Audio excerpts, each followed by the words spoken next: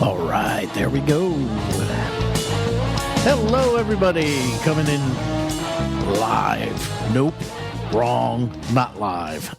No, we are actually pre-recording tonight's program that you're listening to, so please do not call the show because you will get nowhere fast. We are pre-recording this show because I am unavailable to come in to the studio on this evening. However, that does not make it any less riveting and fantastic.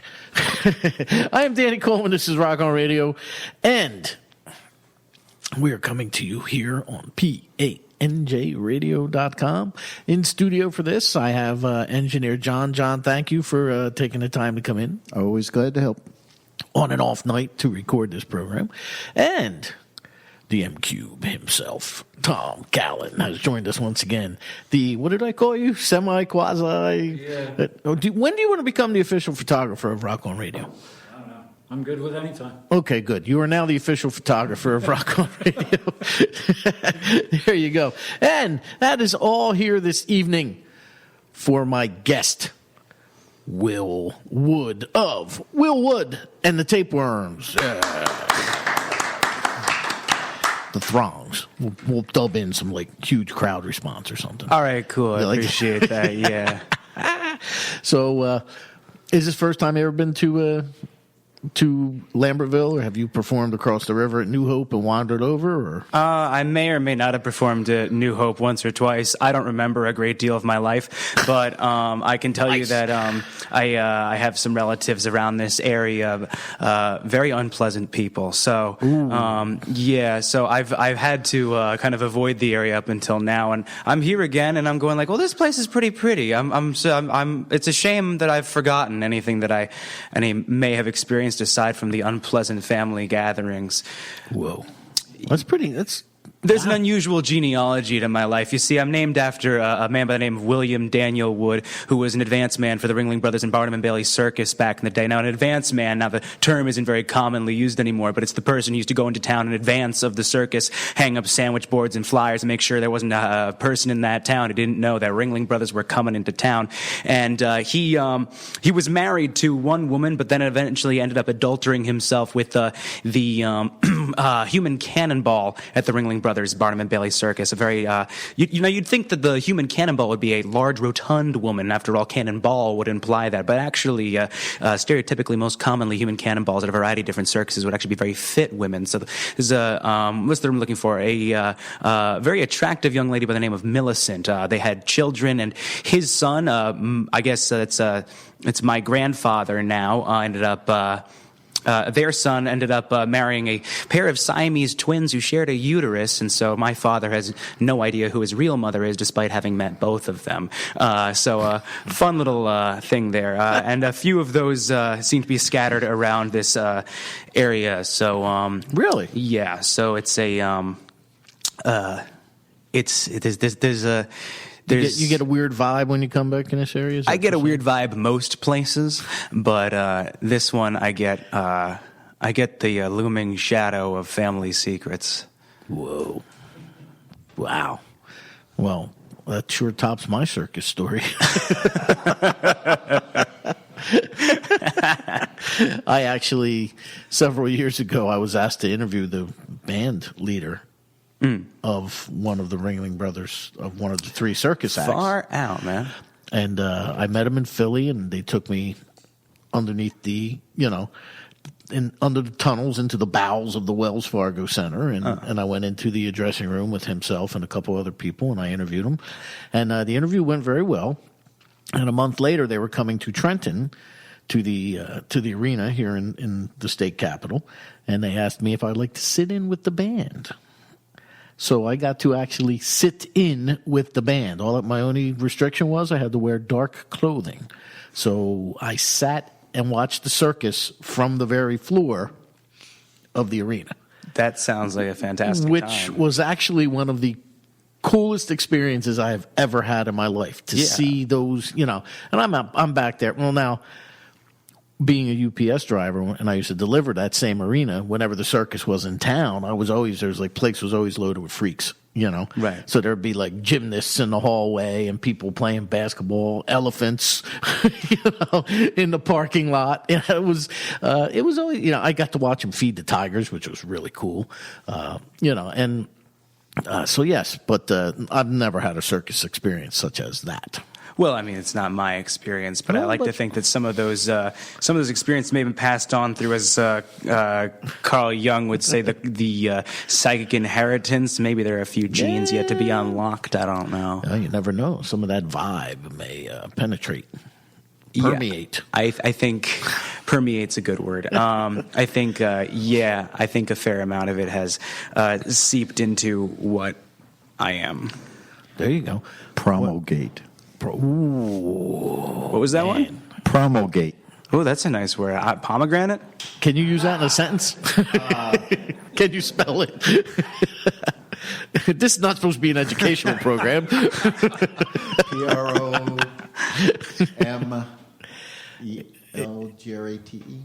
Good. Promulgate. All right. It means to pass on. Oh, there you go. Well, that's a much more fitting word than either of the words you and I proposed. We have learned more in the first, whatever, I don't even know what time we started. But we have learned more in the first 6 minutes than most will learn in a lifetime, I feel. That's true. See? You're just tuning in. This is Rock On Radio. Once again, this show is pre-recorded, so there will be no phone calls coming in this evening, much to my chagrin, and my apologies, Will. But I thank you for being a good sport and coming down here, because we have the Mr. Bob Macon, celebrating 30 years of Macon Waves. Congratulations, Bob. His column. Were you a victim? I mean, a subject of his at any point? Yes, I was on a few different occasions. The man accused me of faking having a daughter. No way. Yes, he did. During his most recent column, when he reviewed my most recent show, I'm putting on a concert series entitled "The Real Will Wood," wherein I, how do I put it? I saw a lot of tickets at a lot of money, for a lot of money, and the first of the series went fantastically well. It took place at Party Smasher Incorporated's Backroom Studios, where Kevin Andres and the Dillinger Escape Plan does his work. And packed house, sold so much stuff. I've got so many parents' money. Nice. So many parents' money. I cannot make sentences to save my life. I am just. Excuse me. But during that performance, I did end up introducing a number of my fans to my daughter, Millicent, who was named after the human cannonball William Daniel Wood adulterated himself with, ran away with. Will you be promulgating that money to her? I will be. Is that, promulgating? I'll be promulgating some of that money to Millicent, of course. Good. I mean, Quite correct. I have to put food on the table. And the man in question did indeed, in his review, his write-up of my show, which was otherwise very kindly worded, refer to my daughter as fictitious, which is a strange accusation to make, but not the first time I've heard it, which is why it's so strange. I get a lot of unusual claims being made about my life. I keep hearing this thing just keeps following me around. I don't know where it comes from. There's zero truth to it whatsoever. So I almost feel like even talking about it is giving it too much credit. But I keep being followed around by this strange rumor that I once murdered a man over a bottle of tequila in Punta Cana, the República Dominicana. And I, of course, have never committed any sort of act of violence. Such a thing would be an atrocity. And I can't handle the rumor mill. It's killing me, ripping me apart by the seams. Well, tequila usually gets you in trouble. Tequila will make you kill a man. Yeah, it has. But it hasn't made me kill a man. Oh, sorry. And I've never been to Punta Cana. Oh, me either. Well, I've never been to Punta Cana. But tequila, now that's a whole nother story. But you're playing a show a couple of weeks from now, actually, June 16th. Yes, I am. One of the Macon anniversary concerts. That is, you're with Experiment 34 and Sir Sherry at Roxy and Duke's. Mm-hmm. So that's an 8 p.m. show. And tell me about that. Tell me about your experiences there. Well, Roxy and Duke's is one of the most fascinating venues in the area, tri-state area, country, I don't know. I haven't seen everywhere, but of everywhere that I've seen, Roxy and Duke's is by far my favorite. It's a gorgeous place. Calls itself a roadhouse, calls itself a cabaret, and both of those words are equally fitting. A sort of rockabilly, sort of, oh, goodness, how would I put it? A little bit of like Roaring Twenties, a little bit of post-war, a little bit of everything, a very an amalgamation of different thematics being slammed together in some sort of David Lynch fever dream style place. And so it's a gorgeous place for someone like me. It's exactly where I like to feel like I fit in a little bit, aside from, strangers' basements. I fit in quite well over there. Recently been working out of the basement of a Korean restaurant. And that's not relevant. I tend to go off on tangents. I have brain damage. But the Roxy and Duke's as a performance venue is one of the most shocking and startling places you could go see music right now. And I mean that in the most positive and bright and what's the I'm losing words, aren't coming out of my mouth. I mean it in the most positive way possible. I truly praise that venue, and Jim Parks, the owner of the place, is a visionary. I think that is exactly the right kind of place to host a show like this, and I do believe it will be a pretty what's they're looking for a banger of a time. Well, there you go. Now you see, Bob is having these concerts over the course of a year or so, right? Leading up to the 30th anniversary of Making Waves, and I'm glad that he has joined the fine publication of New Jersey Stage. Him and Mr. Crespi and myself all put out columns every Thursday in NewJerseyStage.com, and of course Making Waves, and there's Crespi's photo column and my Rock On This Week soundbite. So and we feature these kind of bands, and it's good that you've been asked to be part of the celebration. Yeah, absolutely. I'm looking forward to it. So, Will Wood and the Tapeworms. I said, I'm pre-recording a radio show, and somebody said, oh, yeah, who's the guest? I said, Will Wood and the Tapeworms. He goes, how come it's not Will Wood and the Termites?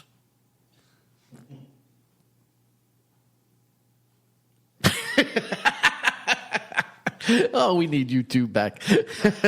I'm not sure if I understand the question. So tell me, well,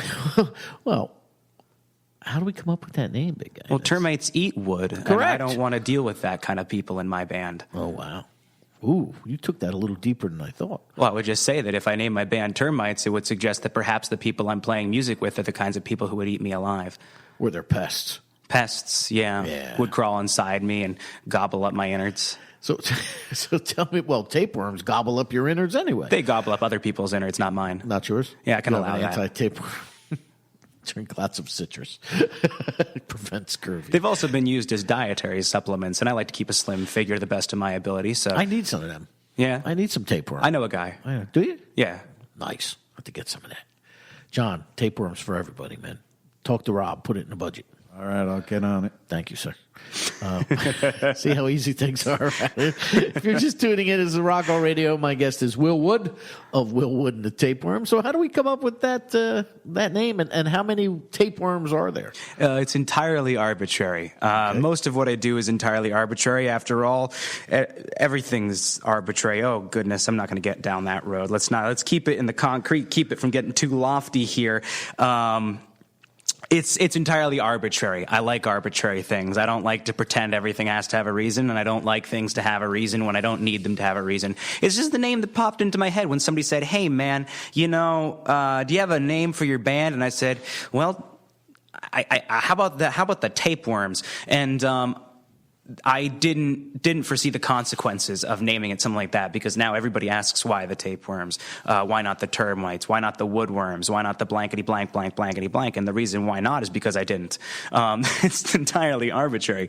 So basically, what happened was I didn't have a plan to name it a band at all. This was my solo project. It was an album that I had put together just with a ragtag team of musicians that I had built up on my roster over the course of a couple of years, looming in the background of the New Jersey and New York music scene, and picking out people I could find who were the most talented. And I brought them to studio, and at the end of the show, I was like, all right, well, we need to take this show on the road, and I got to sell a T-shirt, so I might as well say that there's a band, because goodness knows that they're not going to want just some guy's name on their chest when they're walking around.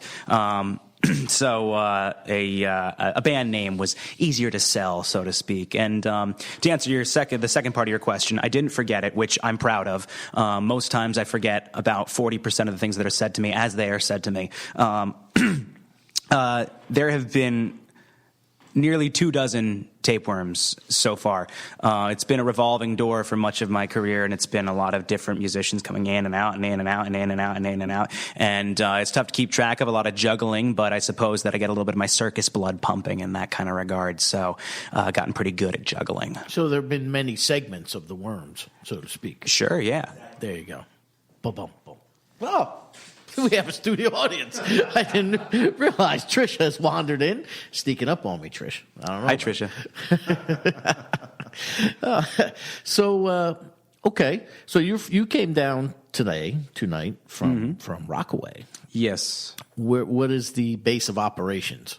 Up until recently, we were rehearsing at Backroom Studios, Party Smasher Incorporated's recording studio, and we were rehearsing down there, sort of like a underground place. Gorgeous studio, fantastic, but and then we had to move because there was a guy who was doing inappropriate things when we weren't in the room, and he was causing a mess with it, and so we had to skedaddle before any potential legal consequences were brought on upon us, because there was evidence of somebody else's nasty behavior, and we didn't want to get tied into that.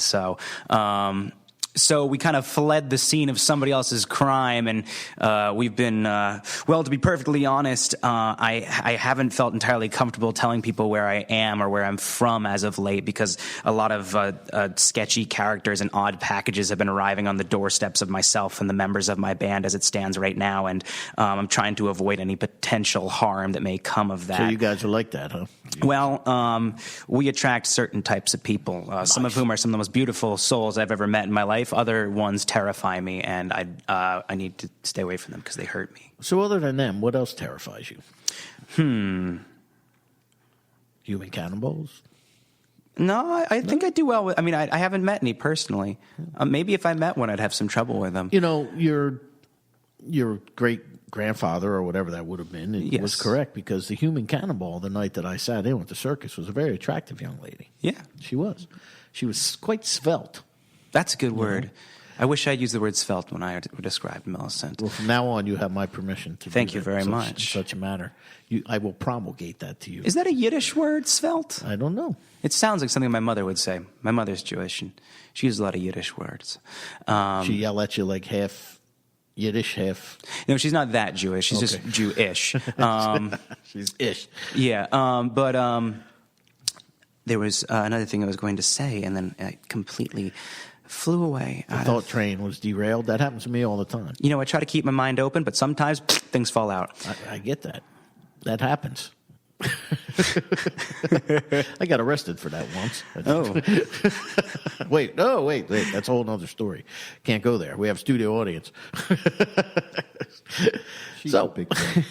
Yeah, right. So how about some websites? How do we find you? Then we're going to get to some music here and find out all about Will Wood. Fantastic. Well, the music's what it's all about, isn't it? No, wrong. It's all about me. It could Will be. Wood and the Tapeworms.com. Will Wood and the Tapeworms.com. For more information on Will Wood and the Tapeworms, you can find us at www.willwoodandthetapeworms.com or on Instagram Instagram/Willwoodandthetapeworms.1-800.edu.1-800willwoodandthetapeworms.com.edu.gov, tapewormsinternet.com. And there you have it. See that? Now, you've brought along quite the, Tom showed me svelte. The definition of svelte. Well, is he going to share? Yeah, well, I don't know. Here, let me have it there, Callan. Let's see what it says. What is that there? Where is it? Why do I have a calculator there? So you've brought in 2 discs that we're going to be featuring tunes off of this evening. We have this one you said was put out in when? 2015. 2015. That's my first record. It's cobbled together from a series of different experiences and thoughts and feelings over the course of 3 or 4 years. I've been told somebody far more experienced and wise than myself once said an artist has their entire life to write their first record and then about 9 months to write every subsequent one. And he was absolutely right. So that's a strange collection of tunes called Everything Is a Lot. It was something. Who did the artwork? I did the artwork. Nice. Thank you. Very interesting artwork there. I guess that's your brain speaking to us. Is that what that's supposed to be there? Or what is that? What is that? The cover is a it kind of looks like a combination between an African mask and a skeleton head. I mean, am I right? Wrong? Sure. That's my interpretation. Absolutely. I'm not trying to draw a picture of something there. It's just what happens when the pen hits the paper, you know? With the tapeworm coming out of the top? Is that what I guess so, yeah. Very interesting. Quite interesting. And you can find that on where? You can find it on iTunes, Spotify, Bandcamp, all the like, anywhere music is sold, except for stores, because music isn't sold in stores anymore, except for record stores, but we don't have any vinyl quite yet. That is in the future, though. Oh, good. Everything Is a Lot, and it's what? Let me see if I can look at the back. 1, 2, 3, 4. Some of these titles are like fantastic. Thank you. It's a 13-track record, 14 if you include the little extra treat at the end. Okay. I guess you could also divide it into 12 songs, 15 songs. That's what I meant to say. Another edition. It's I made a lot of mistakes putting this thing together. A lot of things were recorded backwards, and I don't mean like I sang backwards and then we played it forwards. I mean that things were just recorded in the wrong order. Things were slapdash kind of stitched together out of things that weren't meant to go together, you know. So it's got a very distinct sound to it because of it. I used to use the phrase "eat the baby" a lot. You have to kind of like just swallow up anything that you have to be willing to swallow up things you love if you're gonna get by. Sometimes if you're really hungry and there's nothing in the house but your infant son, you gotta eat him. And so that was the process of putting together that record. Was me eating my infant son. I never had a son. I don't have a son. I have a daughter named Millie. But the record is it's the result of me eating baby after baby and me just trying anything to make something come out, whether or not it's any good. And some of it turned out all right. Okay, well, you want us to play a track off of Everything Is a Lot, which is that said album. Yes. And it's Chemical Overreaction? Go ahead. Yes, the song's called Chemical Overreaction / Compound Fracture and is based on a series of, how do I phrase it? Based on a series of experiences that kind of left me a little bit fried, frazzled, disoriented, discombobulated, and worse for wear.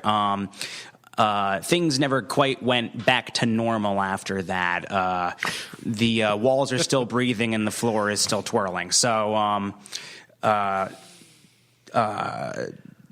so I guess, I mean, I could tell you more about what the song's about, but hey, you know what? If I had the words to describe the point behind the song, I wouldn't have needed to write the song. So that's that. It's Chemical Overreaction / Compound Fracture from Everything Is a Lot. It's a 2015 release by Will Wood and the Tapeworms. There you go. Right there. Wait. We can't stop here. This is bad country.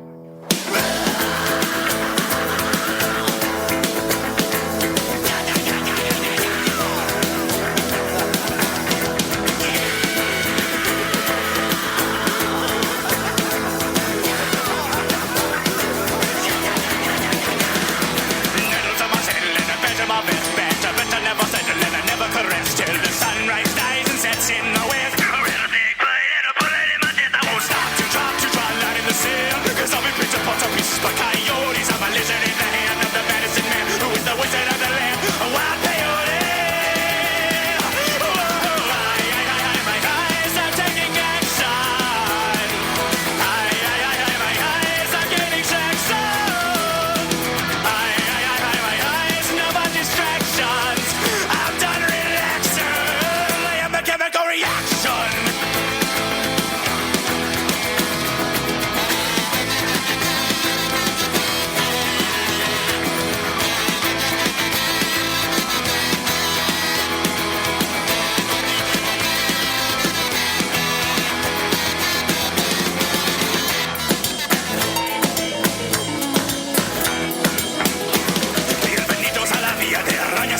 is what the sentimental value of the city around you is. The meaning of the leaves, the completely what's done, yeah. I'm rolling like thunder. I'm a star-nosed pothead playing with matches. A rot spot, I'm old with my hands on a cactus. My mouth is dry and my eyes are red. I'm doing all sick of the deserts in my head. My eyes are taking action. My eyes are gaining traction. My eyes, no more distractions. I'm done relaxing. I am the chemical reaction.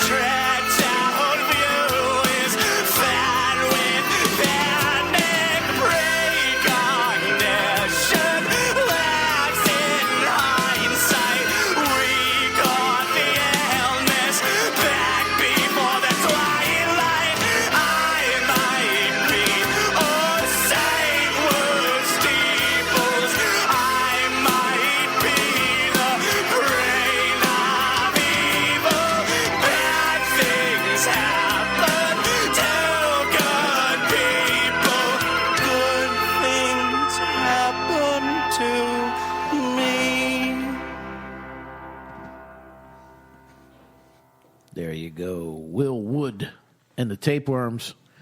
And their tune called Chemical Overreaction / Compound Fracture. You can find that on iTunes, Spotify, Bandcamp, wherever you can find anything music related. And if you want to, you can go to Will Wood and the Tape. You do want to. You can go to willwoodandthetapeworms.com and check out the shop, check out the fan space where I've got a collection of all my favorite pieces of fan art that some of the cats out there who like what I do have sent me.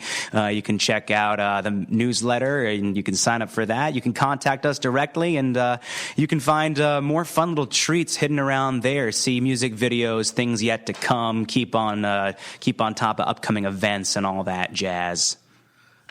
So you enjoy art? Oh yes, absolutely.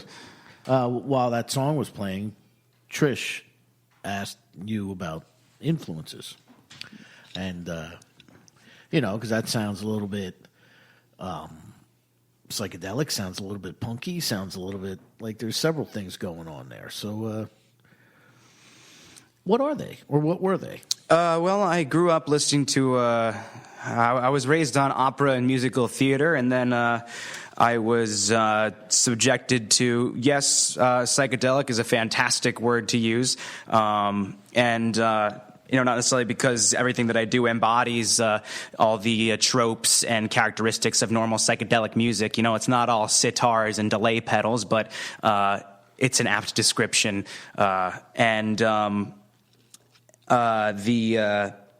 In terms of talking about my influences, and I'd say that I know you don't like necessarily hear it, but I listen to a lot of French pop from the 1950s. I really like remember Bobby Vinton. I'm a big fan of Bobby Vinton.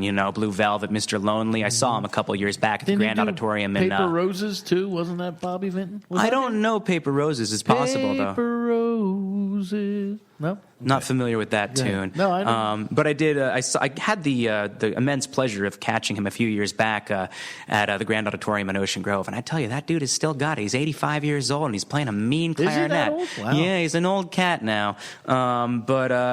Yeah, I'm a big fan of music from the 40s to the 70s. After that, things get kind of iffy for me. But anything before that, I just can groove with almost about anything.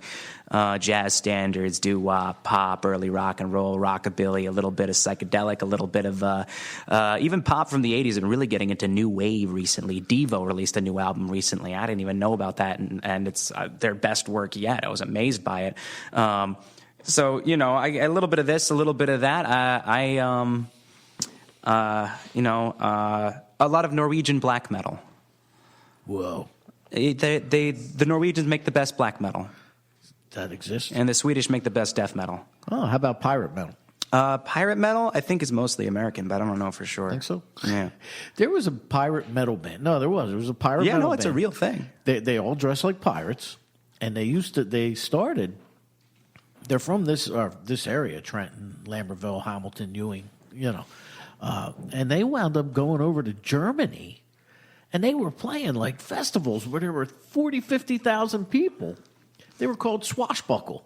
Oh, I know Swashbuckle. You know yeah, that? I'm familiar with Swashbuckle. I've seen some of their music videos. Yeah. They do an incredible pirate thing. And they were playing some like tiny little bars in Ewing. My nephew was friends with one of the guitar players, and he was booking them at a joint he was tending bar at. Was no bigger than the size of this room. Hey, the only thing there's no market for is bad music. Yeah, well, and that's all perspective, isn't it? Yeah, I suppose.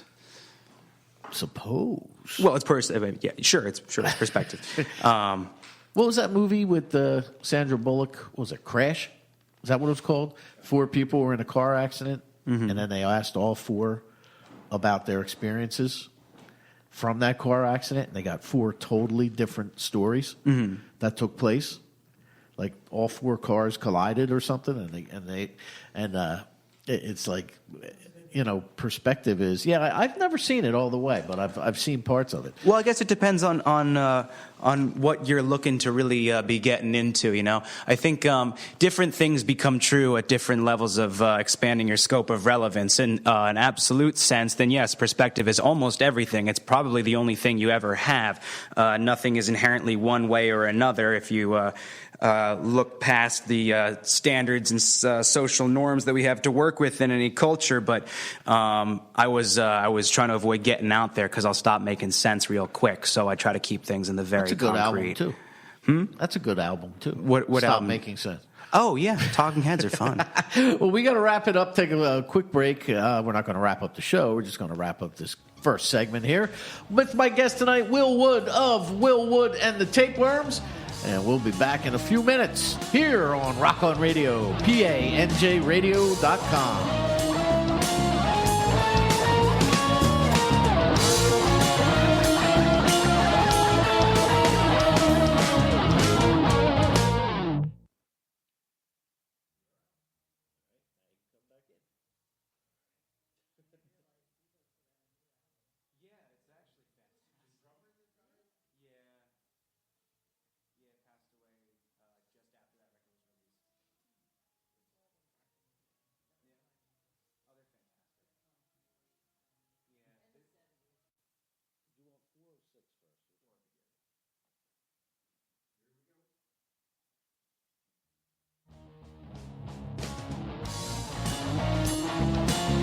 All right, welcome back to Rock On Radio. Once again, my guest this evening is Will Wood of Will Wood and the Tapeworms, and he's got a couple of different discs out. We just heard a cut a short time ago from Everything Is a Lot, and he's also got one called Self-ish, Dash-ish. So it's kind of like, are we going for? We're going for like this is you, sort of. I guess. What's the? Well, it's not about me-ish. It's just about self-ish. The notion of self. That's what I mean, as opposed to. You know, I could use some like Sanskrit word in like, accordance with Mahayana Buddhism or something like that, but I figured self-ish was a little more approachable. The notion of self versus non-self and all that jazz. Just figured I'd just sprinkle it. Self-ish is just a bit more, it's a bit more fun than, some goodness knows Zen or Taoist thing that I could be babbling about right now. Okay, well, that's all right, too. Will Wood and the Tapeworms, Self-ish. That's an 8-song. It seems like a shorter record, but it's in some ways it is, and in some ways it isn't. Time-wise, it's only slightly shorter. Track list-wise, it is much shorter, as you can see. It's a concept record produced by Kevin Ontrazian of the Dillinger Escape Plan, featuring performances by members of Foxy Shazam and My Chemical Romance's Frank Iera's solo project.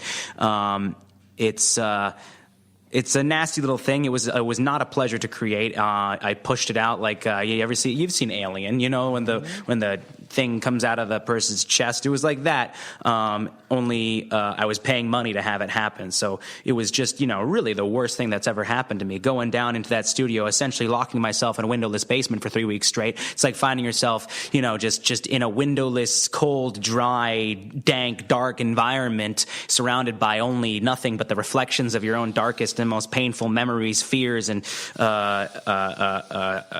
pieces of yourself, like wandering through a mirror maze and trying to get a good photo of yourself. So it was a tough thing to do, and the thing that came out of it is also tough to listen to.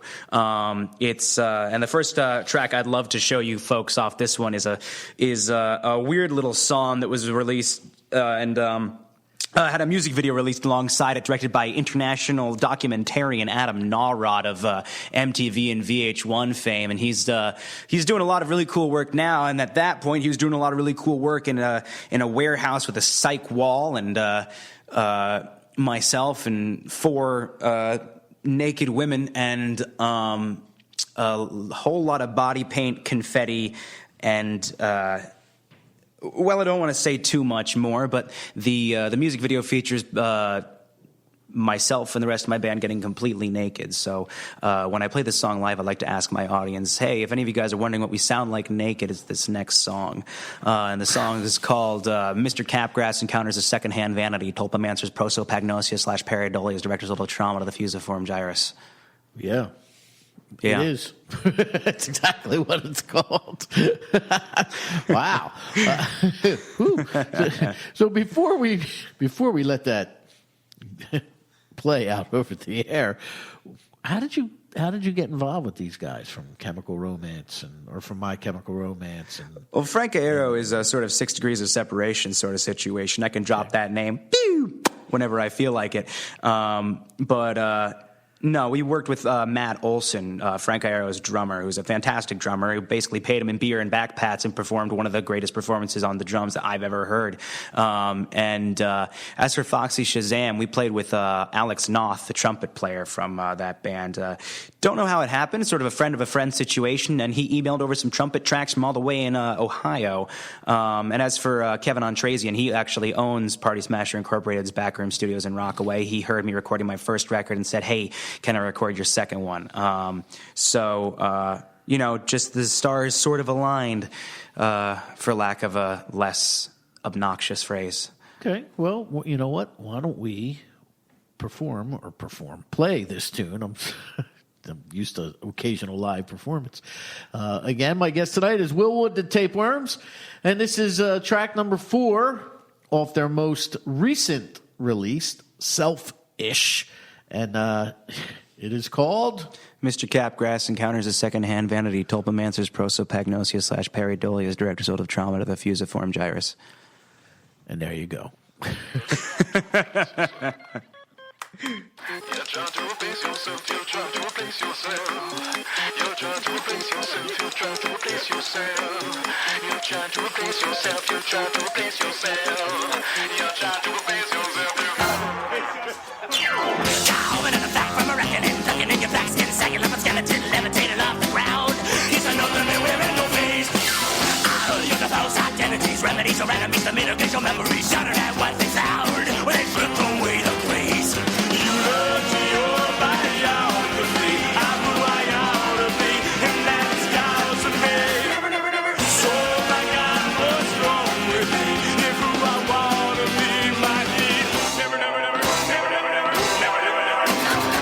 You never take me alive, baby. You never take me alive. You never take me. You never take me. You better pray that I die. You never take me alive, baby. You never take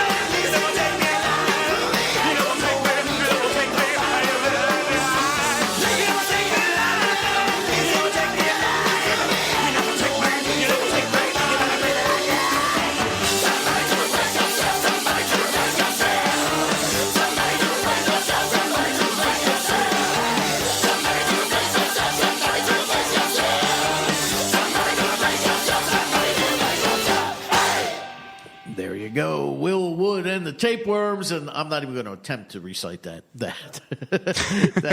title for. Just Google me, guys. That's it. Should be used for like a DUI checkpoint test. Oh, good Lord. I would fail one of those miserably, even if I was sober, because since I had back surgery, I can't really balance on one foot. Huh. It's kind of funny. Yeah, that's a shame. Yeah, so I'd be calling you for bail money. Good luck with that. Yeah, the cops would think I'm crazy. Give me the breathalyzer, please. Give me the breathalyzer.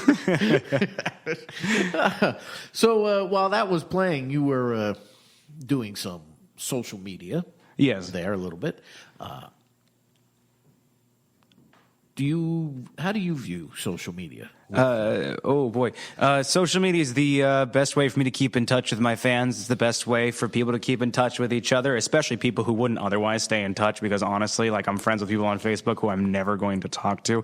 But it's also a great way for artists to get in touch with the people who really care about what they do. It's a great way for promotion and advertisement.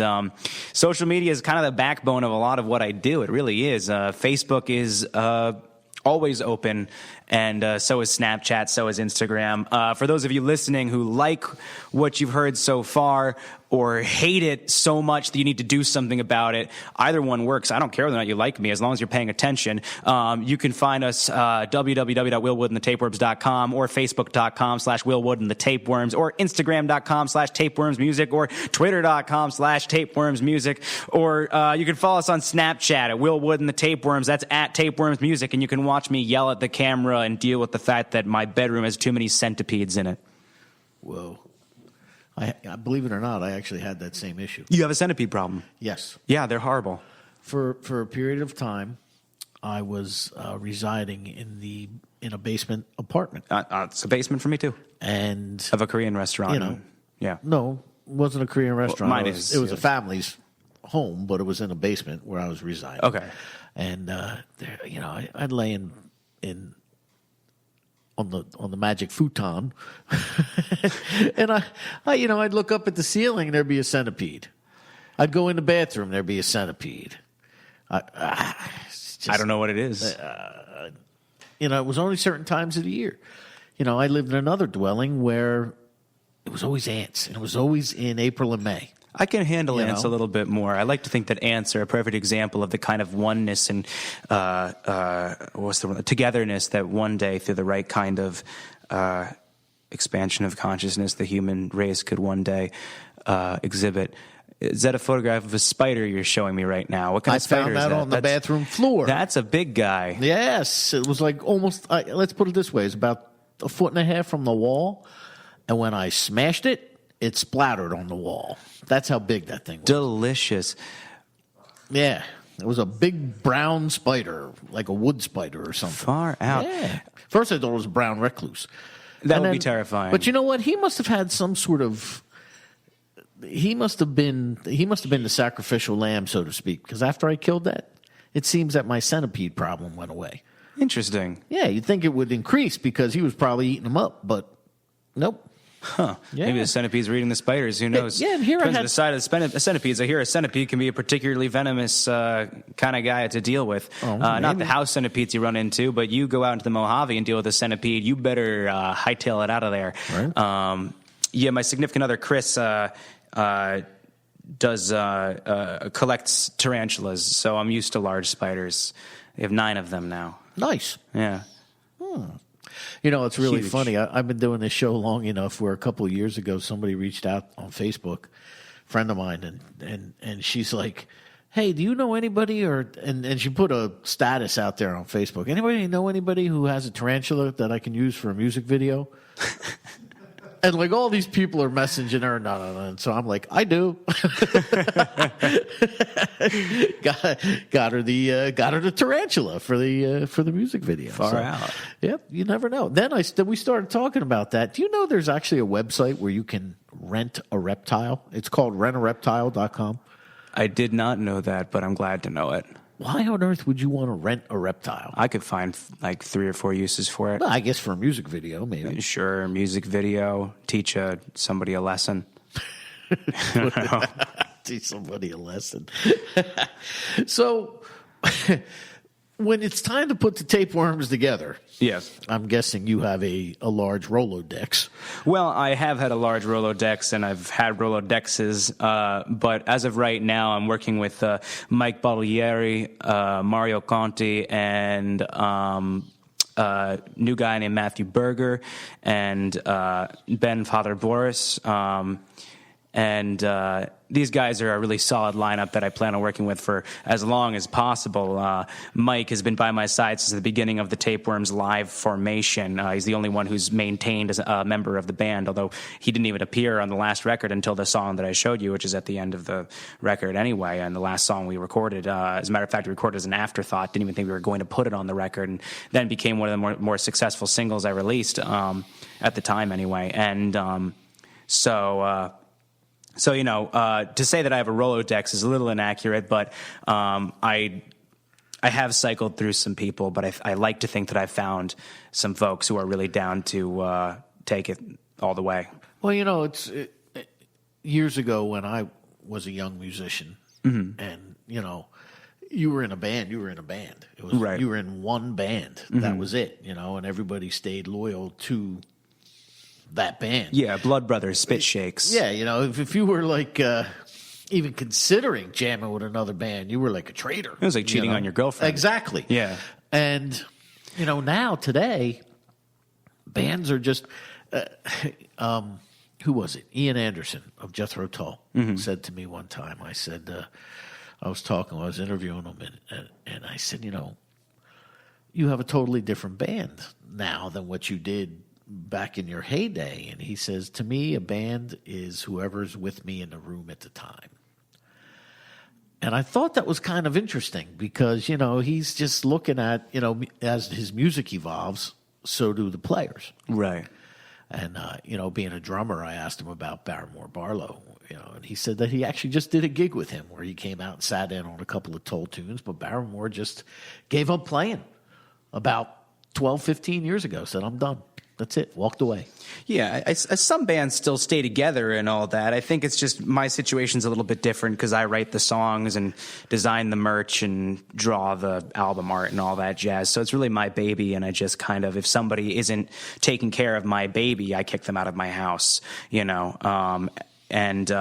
That sounded quite rude, and I've made a lot of great friends playing music, so I don't want to give the impression that, you know, I'm dropping people like they're nothing to me. But, you know, unfortunately, things have to change in order to accommodate the growth of the project, and the growth of the project is what comes first. It's my career, it's my life, it's my baby, it's the only thing I actually care about. Okay, well, and there are a lot of musicians and a lot of performers and players that are like that. Yeah, you I think feel the same way. I know songwriters who they're idea people. You know, they've got this idea and then they take it to other musicians. They say, fix this for me. What can I do to make it better? Right. And then I know other people like you who say, this is mine and this is the way I want it. This is the way it's going to be. And I'm the one that wrote it. It's very personal. To them. At the same time, I don't want you to think that the musicians I work with aren't also very creative people, because they are, and I do allow them, and I try to give them as much creative liberty with the songs they write as possible.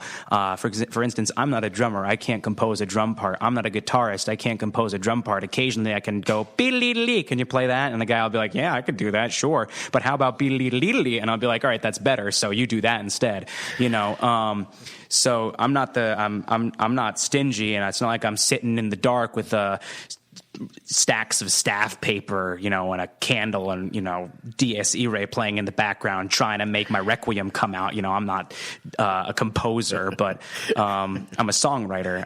Requiem.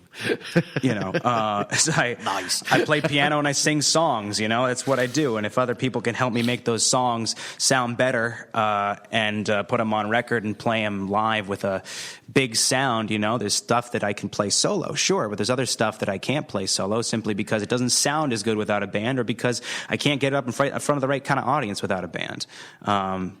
So, you know, I try to do a little bit of both. I try to play solo sometimes and play with a band other times, just so I can have some variety and reach out to different types of listeners.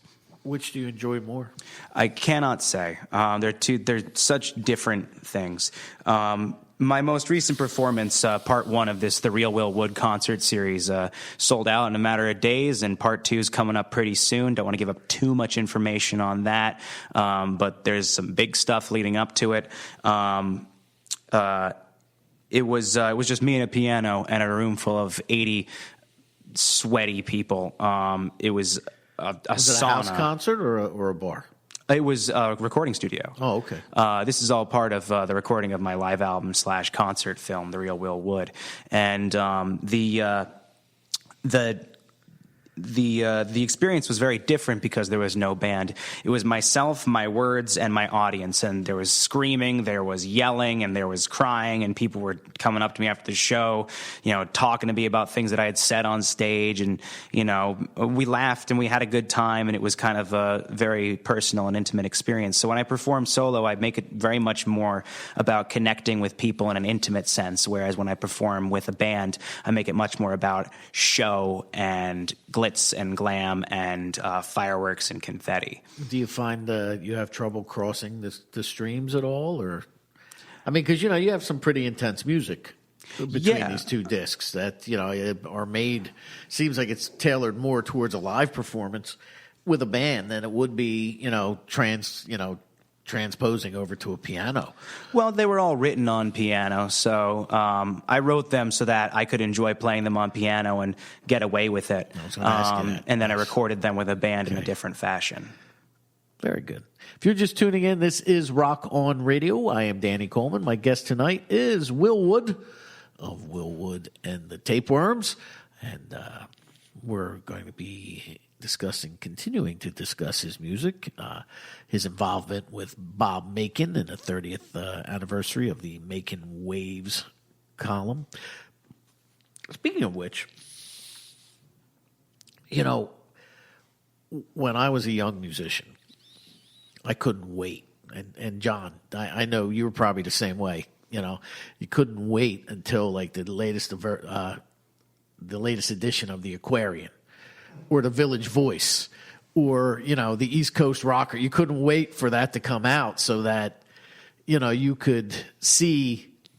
Basically, for me, it was you read a couple of articles and then it was like the one ads. All right, who needs a drummer? Who needs and you would thumb through it. And I mean, the Aquarian's still in existence, and them magazines are, but I don't know. I don't think they play as big a role in the music scenes today. I mean, the music scene is so different and no matter where I go, whether it's I spent a lot of time in the Asbury Park scene, and I spent time down here in this area and across the river in New Hope, and it's like things are just different now. It's like everybody, what it kind of reminds me of? Did you see the Woody Allen movie Sleeper by any chance? Yes, I did. Have you ever seen that movie? Yeah. Okay. You know that scene where he's like kind of wandering around when he first gets there and he's like trying to pretend he's one of them bots and he's bouncing into things and and to me that's kind of what the music scene is like today. Like nobody's sure which way it's going to go. You don't have the venues you used to have. You don't have the original music venues. That's why places like Roxy and Duke's and the Court Tavern and the Saint are so important, because like in this area, other than across the river at like Havana and John and Peters, there's really not much of an original music scene or something that's accepting of it anyway. Well, it's interesting. A lot of the artists that are currently coming out of the underground music scene literally are underground. They're playing basement shows in more populated areas. Right. They're cramming like 40, 50 people into a basement, and they're actually putting on shows, and those shows are actually selling tickets. Now, don't get me wrong. They're not making tons of money doing it, but they're not doing it to make money. They're doing it for the camaraderie and for the friendship and for just enjoying something. And there's a lot to be said about that. Now, it's also just all being done over the internet, which makes it happen so quickly and so even more underground, especially if you're thumbing through magazines. You're not going to hear anything about the local music scene because it's not in there. The Aquarian, for instance, only runs an unsigned artists edition once a year. And so you're not going to hear anything about the underground musicians, the real underground. And there are some incredible bands and artists who are in the underground scene right now who, when I listen to them, it just blows my mind that they're not being featured in the Billboard Top 40. It just disgusts me in a way. Of course, whatever. Thanks Billboard for being the standard by which we judge how good music is. Top 40? Are you kidding me? Who died and made you king of quality? But they're mostly institutional at this point, if you ask me. Billboard magazine, they're dead. No, pretty much. And that's there's a couple of original music venues in Trenton, the Mill Hill Basement, which caters to like your sound, like punk and metal, and then Champs is strictly a metal bar for the most part. 90% metal. It's kind of like Dingbats. Dingbats is a good time. Right. So, but other than that, there's really nowhere for original music. And like you said, even radio stations, it cracks me up. I talked about it Sunday night. You weren't here. I am the Susan Lucci of the Asbury Music Awards. Okay. I've been nominated like 6 times and I've yet to win. They stick myself and Laszlo from Blow Up Radio and Nancy Ryan in with all the big DJs from the Rat and Brookdale and the Hawk and all that stuff, and they're all terrestrial FM stations, and so of course we always lose. But the point there is, but these stations only dedicate several hours, if that. Well, Brookdale all day pretty much, so I give them kudos and props, but. Like the bigger FM stations, the Rat and the Hawk, and they only have a certain amount of time that's dedicated to the original indie artists. And it's the same thing with the magazines these days. There's not a lot of, and that's why I think columns like Bob Makin's, they're valuable. Like Make a Waves are valuable. Yeah, because Absolutely. How else are you going to find out about, newer music? Especially between people who are artists or involved with artists or are, a part of the independent music scene. Those people need somebody to inform them what's going on. Who should I book? Who should book? Who should I play with? Who do I want to play with? Who's big right now? Who's coming up? Who's about to be big? All that jazz. And so columns like Making Waves are absolutely instrumental to keeping the independent music scene alive in New Jersey. Correct. I do want to pop a bubble that I think you blew earlier, though. Go ahead. You mentioned something about a punk and metal stuff. I'd recommend you listen to a couple other songs off Everything Is a Lot and see if you can come back to me thinking that I make punk music. No, I'm not saying that you make punk music, but, I had this same problem. No, I just mean like half of that is ragtime on that record. No, and that's I will confess I've not heard the entire record. I would love it if you would listen to it. And I will listen to it, but... You can keep that CD, of course. Thank you very much. But you have, like, what we've heard so far... kind of leans that way a little bit. I'm not saying the entire band is. I interviewed Andy Summers last week. Okay, guitarist from the Police, and I said I wanted to ask him about the sound that he got out of his guitar, and how that being a jazz guy, how he made that switch. And I said, at times the Police had somewhat of a reggae vibe. Yeah, for sure. He jumped all over me, told me that the interview was over if I continued going with this line of questions. That is ridiculous. I said, excuse me? He says, we were not a reggae band. I said, I didn't say you were. I've been called a punk act 1,000 times by people, and it's always confused me because punk rock has this weird connotation of having this strange political and sociological, ideological ethos around it that I don't necessarily prescribe to. I mean, I guess parts of it I do, but, people like to throw around what's real punk, what's fake punk, what's pop punk, what are you? You're a phony, you're a sellout, and I don't want anything to do with that racket. I just sing songs. I get called things from cabaret punk to circus music, whatever they call it.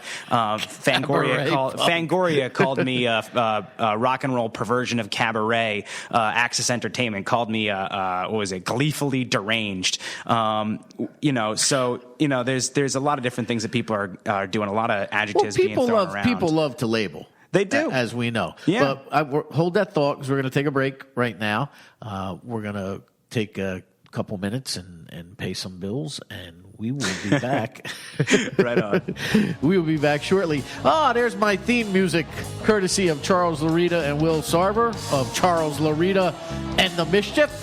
And we'll be right back. Rock on Radio with Will Wood of Will Wood and the Tapeworms.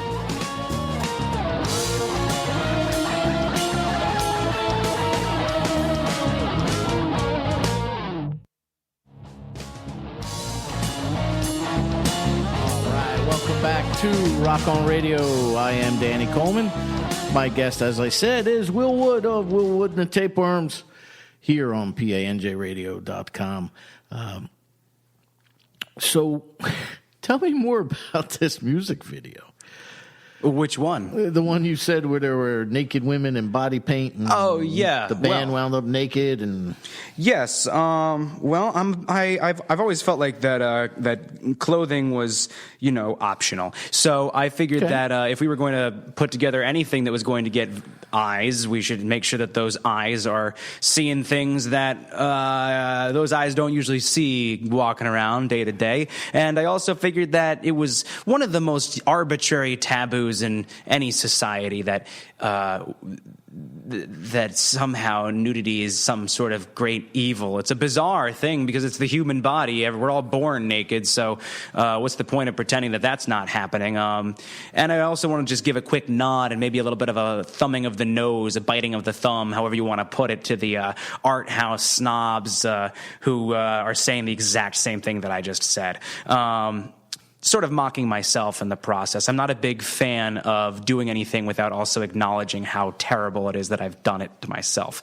So the music video took place in a warehouse with a cyclorama wall, like you see in big glamour shots. Vanity Fair magazine covers are all shot in front of what's called cyclorama walls, and we had access to this space. It was freezing cold. I had a head full of painkillers after squashing a disc in my back, and everybody was just kind of crammed in there. And we all took off our clothes, covered ourselves in Mardi Gras beads, body paint, face paint, glitter, and confetti, and kind of writhed around in the floor. Now, a lot of the things that didn't make the final cut, well, a lot of the things that would have been the most interesting stuff didn't make the final cut, but I suppose that's best for a YouTube and family-friendly audience. Had the cameras kept rolling, God knows what would have been allowed on the various social media platforms we had to post it to. But it was myself and several ex-lovers of mine, and then my band as well. I got to see good friends of mine's junk, and that was a good time. A little bit of intimacy there. You learn something new every day. What was the reaction of the band when you told them, I want you guys to get naked? They said, no way. And then I said, okay, well then I guess you won't be in the video. And they said, all right, fine. Just that easy. Boom. I mean, it is, they had to talk me down. My original plan was full frontal, nothing covering anything. But, they talked me down to, can I put my saxophone in front of it? And I said, all right, you could put the saxophone in front of it, and I won't show mine either. I've got a fan, and I'll cover it up. And so, we reached a compromise. It's a nasty little video. It's in black and white. You Google Will Wood and the Tapeworms, it comes up pretty quick. I know the title of the song is a little bit long, a little bit of a mouthful, but I needed all those words in order to say what I wanted to say. I think a lot of people think that that's nonsense, and it's maybe a little bit of a crock. People don't like big words, and people don't like being told that big words are okay, or that long sentences are okay, or that words that they don't know the meaning of is okay. I don't know the meaning of half the words I use sometimes, but I knew the meanings of these words, and I put them together to make a meaning that I thought sufficed for what I was trying to say. So, and did it? Did it? Did it suffice for what I was trying to say? Yeah, it's just that nobody understands it. It's something I got to work on. Well, you do. Sure. So I got what I had to get done. I got my own introspective work completed. I wrote that song, and I went like, see, nailed it. I know what's going on in here now. But we'll have to see how it affects the listeners. I've been getting comments and emails and messages talking about, hey, what does that mean? I know you're referencing this psychiatric disorder when you're in this lyric, or you're referencing this and that. Why do you use that phrase? And I go, if I told you, it would stop working, man. And so... so you're making people think. Well, it's my intention. I hope that I am, and if I'm not, I hope I'm at least making people go, what? And enjoying it. Well, we have it's this your most recent thing here, your most recent disc, Self-ish. Mm-hmm. I love track number 1 is Self dash, and track number 8 is dash ish. And the 6 in between are quite, they are a mouthful, that's for sure. Was it track 6 you wanted me to I would love play? to show you track 6. Track 6 is a music video for track 6 is being released. You can see a teaser for it on www.willwoodandthetapeworms.com. Do I need to be saying the www. I feel like it's not the 90s anymore. I could just say willwoodandthetapeworms.com. Say whatever you want. Okay. On the information superhighway, you can find us at willwoodandthetapeworms.com. You check out the homepage, you'll see a teaser trailer featuring my father eating a bowl of what is it, cottage cheese. It's a strange experimental music video directed by Billboard magazine and Rolling Stone magazine photographer Mark Jaworski. And the production of this video was just as dangerous as the last one, if a little bit cleaner, but more dangerous, I'd say. The man's a maniac. Mark is a fascinating character. He recently invited me over to eat a piece of the Colosseum. I don't know how he got his hands on a piece of the Colosseum, but he wants to grind it up into his pasta sauce and eat it with me. And it's not the first piece of an artifact that he's eaten before. Apparently, that's a hobby of his, is securing artifacts and then eating them. He's got a display with a glass case of ancient Egyptian hieroglyphs, and he's got he gave me sand taken from the tomb of King Ramses II to sprinkle onto a package I was sending out to somebody as part of a press campaign. But And what does he hope to achieve by ingesting all of these? I'm not sure exactly. I think if you asked him, he'd have a very concrete and concise answer that would actually kind of make sense. But I don't have one offhand. But I happen to have I've gotten very lucky that I attract a bunch of weirdos, because it's weird people who make good music and it's weird people who make good art. Bad art is made by normal people. Normal people don't have. I mean, I'm not trying to pass judgment on anybody. I'm sure plenty normal people make lots of plenty normal things that are kind of good to listen to and kind of fun to watch. Yada, yada, yada. If you want to tell me that Michael Bay or Steven Spielberg are not kind of strange when home alone, I'm sure they're a bunch of whack jobs. You think, any of these big, artists and these big thinkers and these big musicians or whoever they are don't have their strange idiosyncrasies, eccentricities, and habits of eating stolen artifacts? I'm sure that they all do. Mark Jaworski ran around with his camera, stepping barefoot on piles of broken glass from shattered religious candles, while trying to capture a mishmash of things all happening at once. We had aerialists, we had a mermaid in a wheelchair, we had scraps of instruments being thrown around because we were smashing a keyboard with a piano, an old upright that I found in a junkyard, with a pickaxe and a shovel. We were smashing instruments to bits, we were hanging people from ladders, we were running around screaming, hollering, yelling, damaging ourselves with way too much smoke, way too many lights, way too many things going on at once. And I think Mark lives best in those situations of chaos. He did a fantastic job building what I think is going to be one of the strangest music videos anybody's seen in a while, in a lot of different ways. While, of course, never straying too far away from my love of confetti and dollar store balloons. But the song in question is a track off Self-ish. It's number 6 off Self-ish, which you can find on Spotify, iTunes, everything, anywhere music is sold, except for in stores, because vinyl has not yet come, but trust me, it will. This song is called Hand Me My Shovel, I'm Going In. There you go. Will Wood and the Tapeworms.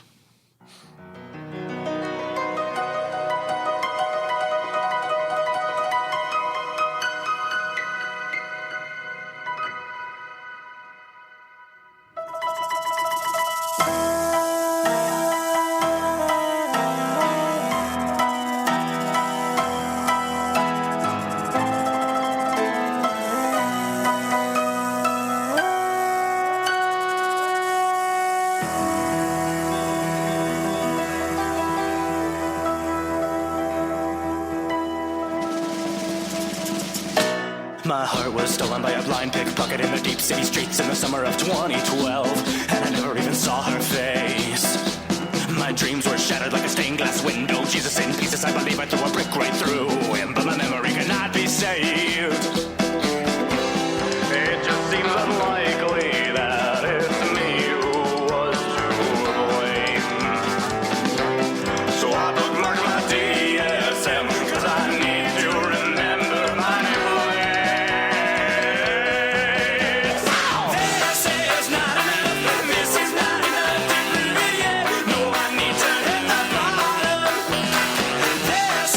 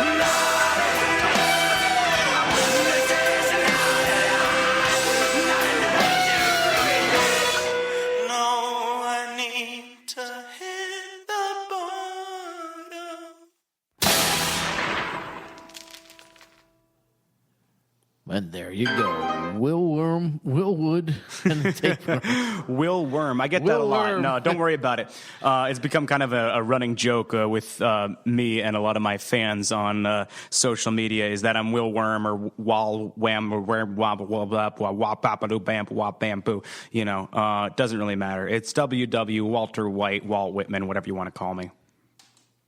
Gotcha. Will Worm works. How about that? How about Will Wood? That would be really, that would be interesting. That would be perfect. That'd right? be an interesting take on it. Yeah. Oh, gosh.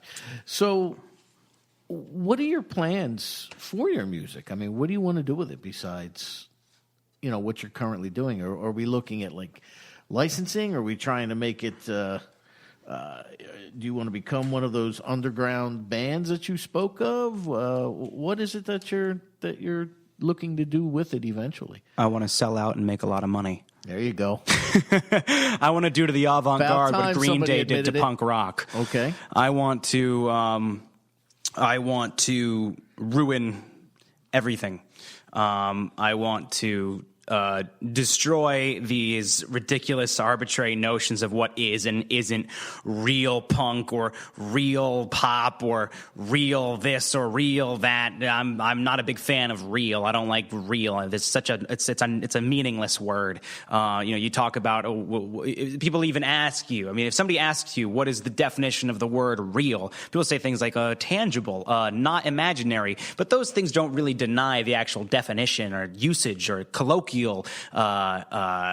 appropriation of the word real. And so I want to deny everybody everything. I don't want to give anybody any idea that I am going to do anything other than what I end up doing. So when I say I want to sell out and make a lot of money, I don't know if that's what I'm going to want to do. Just ask me again in a week, I might have a totally different idea. Ask me again a half hour from now, I might have a totally different thing to say. Whatever's the most fun to have coming out of my mouth at the moment is most likely what I'm going to pretend I believe in, because I don't believe in much of anything at all. So when it comes down to it, I would say, what am I going to do with my music? I'm going to sell them as much as I can and make as much money as I can and then clock out early if I can. Popping the velvet ropes off the 27 Club if I get lucky. So the point of my music is to, I suppose, kind of get out there a little bit. Kind of experiment with the boundaries of the world that I live in, and also maybe reach out to the people out there who are as strange or as confused or as freaked out and wrong and bad and messed up as I am. All the folks out there who kind of just came out wrong, or everything they say comes out wrong, or come to the wrong things or come to the wrong conclusions. I want to, somebody once said the purpose of art is to comfort the disturbed and disturb the comfortable. I don't want to disturb the comfortable. I mean, that sounds, I don't want to hurt anybody's feelings. But at the same time, I think there's a pretty fun way to put it. At least comfort the disturbed is a nice one. The weirdos, the outcasts, the freaks, the people who don't quite fit in, the people who never could fit in, the people who in order to fit in would have to change everything about themselves. I want to give them something that kind of shows them, hey, it's okay to not be okay. It's normal to not be normal. And it's, you don't have to be any one way or another in order to be valid or real. Well, you know what I find a little odd is that it kind of goes back to what we said at the beginning of the program. It's all perspective. Yes. Or maybe you don't know. I don't know. People. I don't know what I do and don't know too. What is knowing? That's exactly right. There's a huge problem going on, I think, right now, especially in our country. And apparently it's not just... I ran into a couple while I was in Myrtle Beach from Liverpool. Older couple, both in their 70s. And they come over to the States to play golf for their golf holiday for a couple weeks. And they were saying that their climate over there, socially and politically, is much like what's going on in our country as well. And I started thinking about the whole, like I said, perspective. If I firmly believe that you're a product of your environment.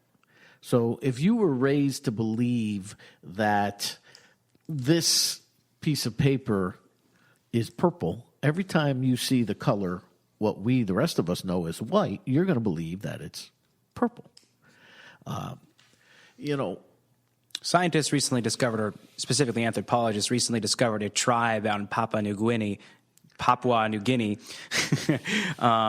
Is that a title on one of these discs? where these people have over a dozen names for different shades of green, and when presented these let's say 10 different shades of green to an outsider, they go, kind of the same. I mean, that one's a little darker, but like these three look the exact same. And these residents of this tribe will have a different name for each shade that we can't even tell the difference for. It's an entirely different color to them. What we perceive as schizophrenia, as a sickness, as something like that, it would maybe by another culture, and has in the past in cultures, especially Far Eastern cultures and even North American cultures. When you look in regards to Native Americans, a lot of people who are now looked at as delusional have been viewed as seers, as prophets, as people who could bring back from the other side information that other people can't gather. Now, I think we probably know a little bit better than that by now, but it doesn't mean that there isn't some level of truth to the notion that, yes, it's all perspective. While I am an absolute advocate for the destigmatization of mental illness, the truth of the matter is what is sick to one culture is not necessarily sick to another. Right. Now, we have world culture now. We have a little bit of an international culture, and this reaches different areas of the world that would otherwise have vastly different ideological perspectives, that allows us to kind of unify our perspectives with what science tells us a little bit more strictly. So it's not like there's any culture out there where being bipolar is totally, normal and easy to deal with because everybody's bipolar. Obviously, that's not a thing. But one of the difficult parts of dealing with mental illness in particular, just as an example of one of the ways in which perspective can shape so much of our ideas as to what reality or what is proper or what is a standard of culture, is that. I guess the point I'm trying to make is I'm losing my train of thought because I'm going down on 1,000 different tangents. I guess my point is simply that, there's I'm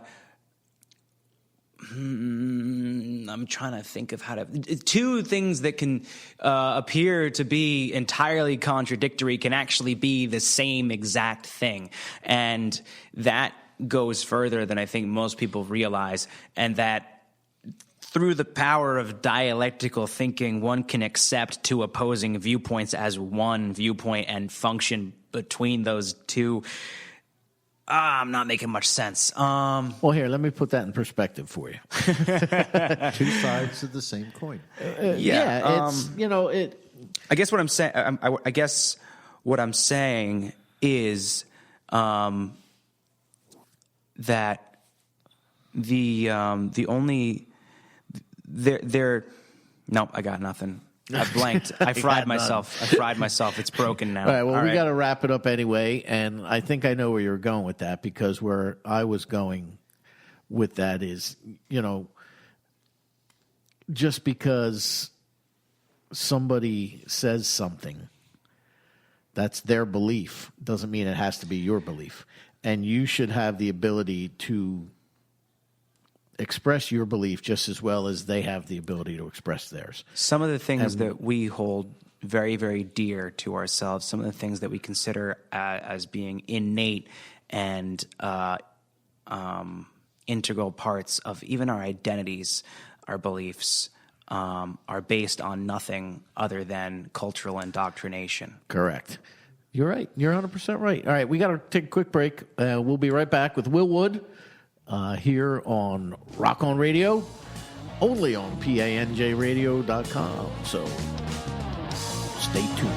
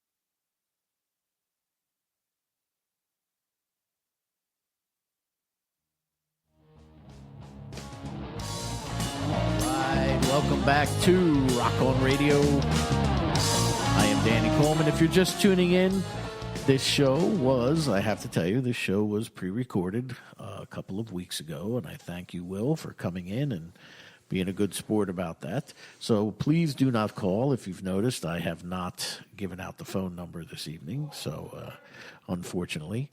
But we are here on PANJradio.com, and my guest, as I said, is Will Wood of Will Wood and the Tapeworms. And we're going to do a tune off of your original, your debut disc, right? Mm-hmm. Everything is a Lot. And this one is called Skeleton Appreciation Day in Vestal, New York. Okay.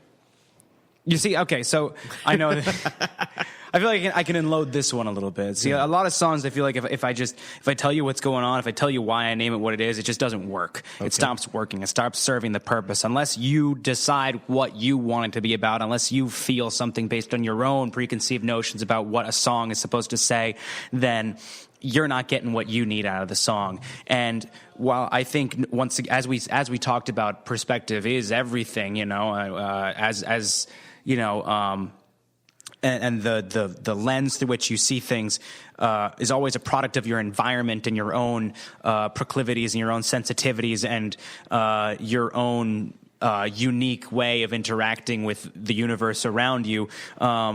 Any word that I say can mean something entirely different to one listener than to another. So, you know, I can tell you what this song means to me and how I feel about it, while still perhaps maintaining some level of openness to the listener. You know, like I was saying earlier, if there were any other way that I could put the words in the song, I wouldn't have written the song. I wouldn't need to write the song. But there are some things I could say about this song, just because this song is very close to me, and I think it's close to a lot of my fans. You see, there was a period of time where I spent... one of the many universities I had the pleasure of dropping out of was Binghamton University. And while I was up there in that cold, cold place where I discovered a lot of things that made my brain not work the way it used to, I spent a lot of time with some interesting characters, but the one that I had the most difficult time with was yours truly right here. And this song was something I wrote during a period of time where I didn't eat for 3 days. And it wasn't that I wasn't eating for 3 days like once. It's not like, you know, I just like, you know, got sick and couldn't eat for a few days. It was, you know, I was skipping weekends. And there's something that happens when you don't eat. Now, maybe it's something reflective of the old ascetics who would just wander the hillsides of India and refused any sort of material anything, and they wouldn't eat, they wouldn't use money, they wouldn't wear clothes. You know, they'd just wander and, you know, deprive themselves from all things. Perhaps it comes from the same place as the sort of mysticism in that, and perhaps it just comes from your brain not working quite right because you're not getting your nutrients in.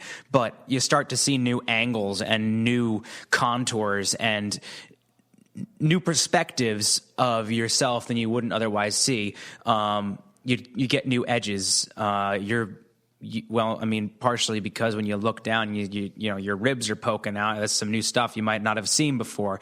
They call that starving, as I've been told. But when you're in that headspace, you see, there have been a lot of times where I know myself and a lot of other people will feel like they're nobody or they're nothing or there's nothing inside them that keeps them going and keeps them one person. I feel like sometimes maybe I was born without the glue that keeps somebody one thing. You know, you're a different person to your boss than you are to your brother, a different person to your mom than you are to your sister, different person to your dog than you are to your girlfriend, hopefully. And, you know, at the end of the day, though, you're still one person. And sometimes I know I feel like I was born without the glue that puts you back together at the end of the day. And I know a lot of people feel that way sometimes too. And there is something inside all of us that we can always just kind of look at and remember. There is something that's keeping you upright. There is something that's keeping you standing. There's something that's a structure, a framework that's preventing you from just being a puddle of nonsense on the floor or a liquid taking on the shape of whatever container you're in. And whatever it means to you, that thing is your bones. So the song is called Skeleton Appreciation Day in Vestal, New York, or Bones. There you go. Will Wood and the Tapeworms.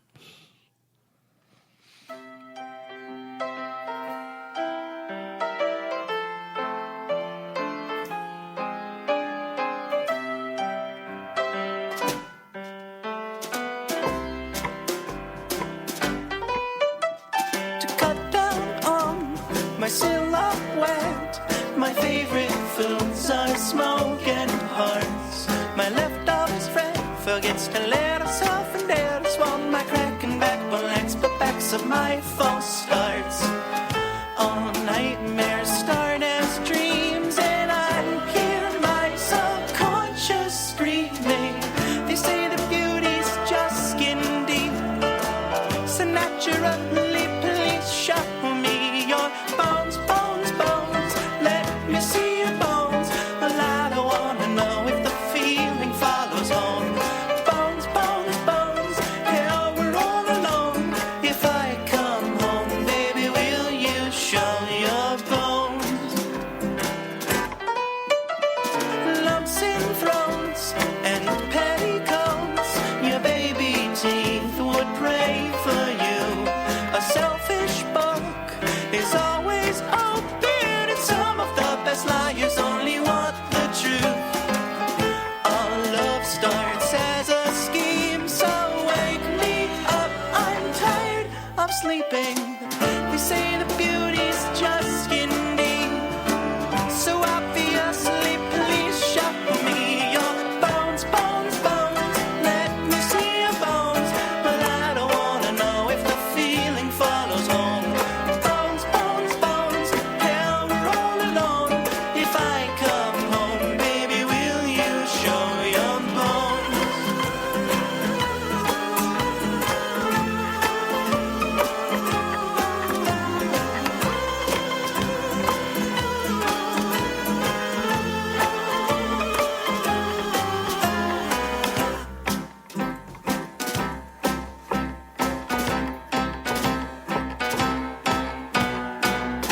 All nightmares start as dreams. All love starts as a scheme. Give me all your LSD so I can feel my mind unweave again. They say the beauty's just skin deep, so Anna stands and rents the rancid meat from the bones, bones, bones. Let me see your bones. Well, I don't wanna know if the feeling follows home. Bones, bones, bones. Hell, we're all alone. If I come home, baby, will you show your bones, bones, bones? I can see my bones. Well, I don't wanna know if the feeling follows home. Bones, bones, bones. Hell, we're all alone. If I come home, baby, will you show me your bones? My bones, your bones. Tell me you can see my bones. My bones, your bones. Tell me you can see them.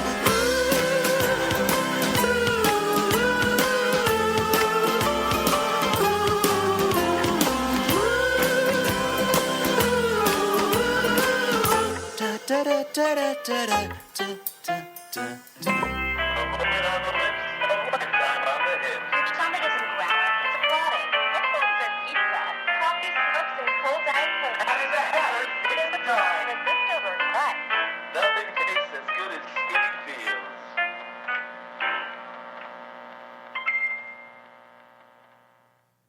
There you go. Will Wood and the Tapeworms. And I think it's great that you can write from within yourself. Thank you. Because a lot of people can't. A lot of people tend to force things, or they'll start with a concept that is based in reality and it winds up going way out of reality, you know. So that's good that you do that. Thank you. How much time do we have left, John? You have 12 minutes. Oh, okay. Good. Yeah. All right. Because I got one more tune we want to do from these guys, or from Will, and it's about 5 minutes long. So I have to ask you. I noticed when I was just getting this next tune set to go that your videos, all the pictures or all the stills from the videos, do you always dress in character, or is there ever a time where you're not Will Wood performer? No, let me ask you. Let me explain why. There's an artist that I've had on this program a couple of times, and her name is, she goes by Madam Mayhem. I have no idea what her real name is. Right. She has never told me. She refuses to tell me. But when she goes out, I said, "When you go food shopping?" Now she's not goth, but she's not metal. She's like a combination of both, but it's more rock and roll. But when she goes out, she wears black leather, skirt with a black jacket, gloves with studs on the knuckles, and she goes out in character. As Madam Mayhem, and her reasoning was, if I want to build a brand, people need to see me as I am. So when you arrived this evening, you are, I like those glasses, by the way. Thank you. That you had. I have a pair like those, but they're smaller. They're more like the John Lennon type. Smaller ones I can't handle. They make my face look too wide. Really? Yeah. Okay.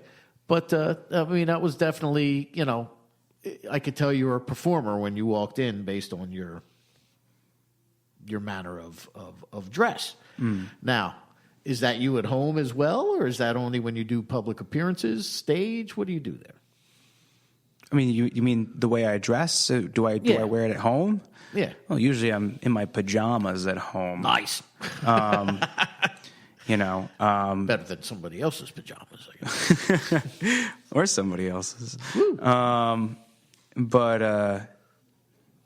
Sometimes, just to, feel good, I'll get dressed up at home.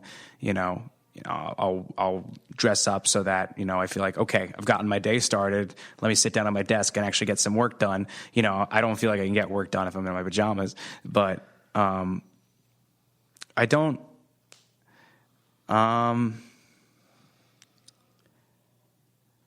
think the question of with the use of the phrase "the character Will Wood," I think is a confused phrase. That is my real name. No, that I know. But Okay. I'm saying, there's Will Wood, the public persona, and then there's Will Wood, the guy that's sitting around watching Netflix, at home or whatever it is. Or are you always? You're asking me where I draw the line? Yes. I don't know. Okay. I'm not sure if there is one. I'm not sure if there's, like I was saying earlier, I'm a different person to everybody I meet. Okay. Everybody always is. We're all different people to different people at different times. I guess what I was getting at is if I came, Depending on how you define a person. if you called me and said, "Hey, I got a couple people coming over to just hang out and whatever, just hang out for the night, have a few beers and relax," would I find you Wearing makeup and in a dress? Yes. Yes. Okay, that's Yeah, what I'm asking. I wear makeup and in a dress. Okay. I like to wear makeup and I like to wear dresses. Okay. I like to wear stockings. I like to wear high heels. I like to wear wigs. I like to wear oversized sunglasses. This is all, people like to ask, act like, oh, is it an act? Is this the real you? And I'm just like, that's the real me? What do you, as opposed to Well, you're what? always the real you, no matter what you. Right. So what kind of question is that? Well, what I mean is this honest? What kind of question is that either? Of course it's honest. I'm standing they before just you. keep making It it is not a worse. lie. I am standing before you. This is the person that I am. Well, yeah, but who are you really? And I go, I don't know what kind of question that is. That is a nonsense phrase. Who am I really? You're talking to a person who really is. So, the people like to they want to categorize. I want to be like, okay, who is Will Wood on stage? Who is Will Wood off stage? Stop asking. People just ask me that all the time. I'm just like, I don't. What? I'm just a guy who or I guess guy. I'm just a lady boy who just is. I just am. I don't play that game of separation between one side of myself or another. Well, yeah, and I get that, and that was the basis of my question. I mean, I realize you're always who you are. Mm-hmm. I'm not questioning your, who you are as a person or as an individual. Well, I mean, there's or what drives you. What I'm saying is there's an element of there's an element, and I don't there's an element of a claim of make believe, and it's not make. Have you been accused of that? Well, I would imagine so. I mean, people, that's one of the central assumptions of going to see a show is that it's not real. That it's an act and that it's been rehearsed and all of that jazz. But, I've always maintained that a joke can be serious, that a show can be real life, and that there's no reason to think that just because something is not concretely quote unquote true by our standard definitions of what truth is. After all, as we were talking about earlier, perspective. Correct. That things can be both true and not true at the same time. And a lot of people I've heard it said before that artists use lies to tell the truth. Do I lie? You bet. I lie through my teeth whenever I get the chance because it's a lot more fun that way. I never signed up to be alive, and if I'm going to do it, I'm going to do it my way. But am I ever dishonest about who I am with those lies? No, those lies are a part of me. So do I put on a show? Yeah, I put on a show. I hate concerts. Concerts suck. I go to shows, and I put on a show. I don't put on a concert. I like to put on a show. The world's a stage, blah, blah, blah, blah, blah, all that jazz, sure. It's all an act. It's always an act for all of us, everyone, all the time. It's just that my act is a little weirder than yours. Doesn't make it any less or any more, just makes it different. There we go. And that's my point. Well, let's get to this tune that we were... Let me get rid of that. The next song is one that's not on a record. It's not been recorded formally yet. The only place it is on my iPhone as a demo because I'm demoing tracks to get ready to start getting back into a recording studio next year. Maybe sooner than that if I get some good work done. I don't want to make any promises. And the other existing recording of it is this one that we have set up right here. And the song is called Millie Rolls a 7, and it's not about, but inspired by my daughter and my hopes and fears for her as an individual, and as in a world that is as strange as the one that we live in.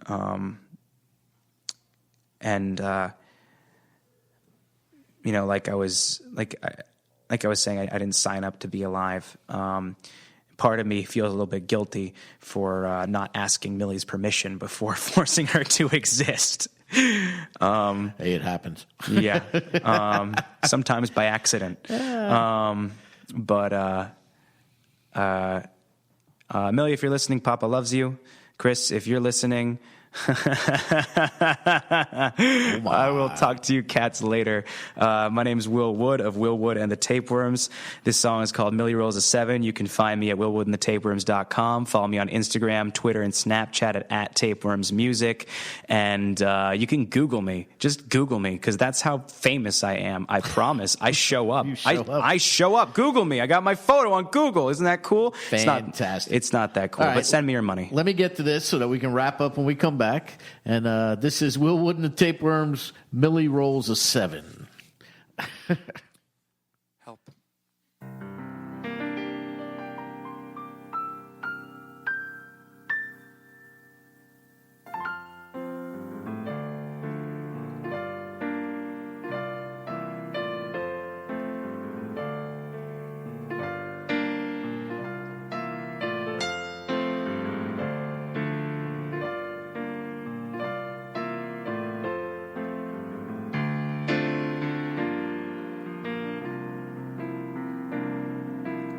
Pink lemonade on autumn bomber coats, Peter Pan collars, but my daughter's growing up. She's gonna be a lot like me, but I don't wanna be at all like me. Yellow buzz cuts and I'm pulling out stingers. You're telling me I'm holding up 11 fingers. And stranger things than death can happen to lab rat girls and pretty white rabbits. But everybody knows that, nobody knows that. Everybody's in on everybody's business. This isn't my first Christmas. I know mistletoe when I see it. Baby, could you play along with me? Baby, would that be alright with you? And when we find out what's wrong with me, could you tell me how I'm right for you? Baby, could you play along with me? Baby, would that be alright with you? And when we find out what's wrong with me, could you tell me how I'm right for you? Alright, or wrong, alright, or wrong, alright, or wrong, alright. Cigarette burns, laugh lines, wide dimples. If they could see the future back when ties were simple, would they kiss your cheek or yank the bandage off? Let you speak or take advantage of how if everyone's sick, well then nobody can catch it. And if everybody's different, then nobody can match. I'm looking through the pockets of the hand-me-downs I laid out, wondering if I fit into the yesterdays I've laid out. Everybody knows that, nobody knows that. Everybody's in on my motherfucking business. This isn't my first kiss. It's better to be loved than lost now, isn't it? Baby, could you play along with me? Baby, would that be alright with you? And if we find out what's wrong with me, could you tell me how I'm right for you? Oh, baby, could you play along with me? Baby, would that be alright with you? And when we find out what's wrong with me, could you tell me how? Could you tell me how? Could you tell me how?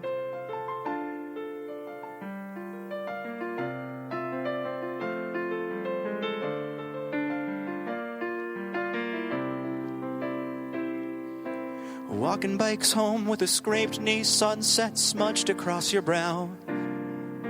Warmer tears than you've grown used to since then. A toast to the nosebleed seats in the big dream sequence where you're found guilty of your innocence and gently sent right back to bed. Everybody knows that, nobody knows that. Everybody's in on my goddamn business. This isn't my first anything. This isn't my first anything. Everybody knows that, nobody knows that. Everybody's in on everybody's business.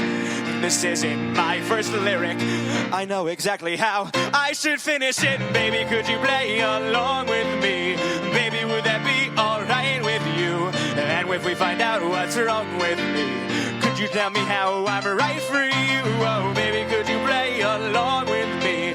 Baby, would that be alright with you? And if we find out what's wrong with me, could you tell me how? Could you tell me how? Could you tell me, baby, could you play along with me? Baby, would that be alright with you?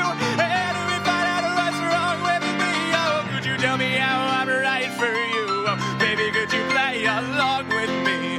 Baby, would that be alright with you? And if we find out what's wrong with me, could you tell me how? Could you tell me how? Could you tell me how?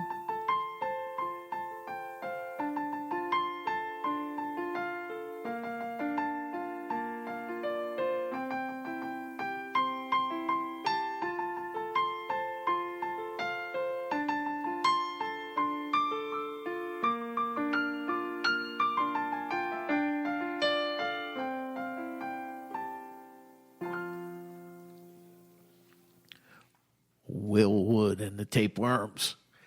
Millie rolls a 7. Nice stuff, sir. Thank you. Thank you very much. My for, pleasure. Making the trip down here tonight.